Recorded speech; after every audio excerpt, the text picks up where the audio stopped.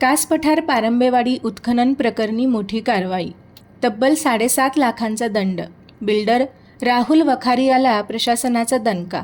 जैवविविधतेचे केंद्र आणि जागतिक वारसा स्थळ म्हणून ओळखल्या जाणाऱ्या कास पठारालगतच्या पारंबेवाडी गावात अवैध उत्खनन सुरू असल्याचा प्रकार लोकवृत्तने उघडकीस आणला होता. या प्रकरणात स्वतः जिल्हाधिकारी संतोष पाटील यांनी लक्ष घालून सातारा प्रांतांना कारवाईबाबत निर्देश दिले होते. या प्रकरणी सातारा तहसीलदारांनी कारवाई करत साताऱ्यातील बिल्डर राहुल वखारिया याला तब्बल 7,70,000 रुपयांचा दंड ठोठावला आहे.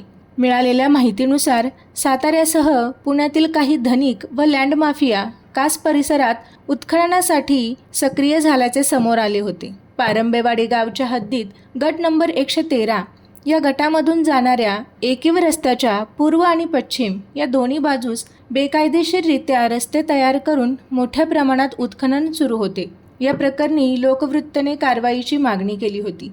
अखेर या मागणीला यश येत संबंधितांवर कारवाई करण्यात आली आहे. मात्र या ठिकाणी झालेले उत्खनन हे मोठ्या प्रमाणात असून पर्यावरण प्रेमींकडून फेरपंचनामा करण्याची मागणी होत आहे. दरम्यान कास पठार परिसरात वारंवार होणारे उत्खनन व वृक्षतोड यामुळे पर्यावरणाला गंभीर धोका निर्माण झाला आहे.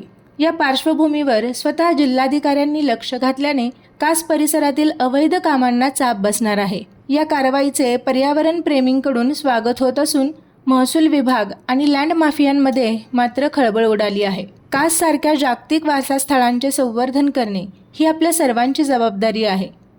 मात्र अशा कारवाया भविष्यातही सुरू राहतील का याकडेच आता सर्वांचे लक्ष लागले आहे.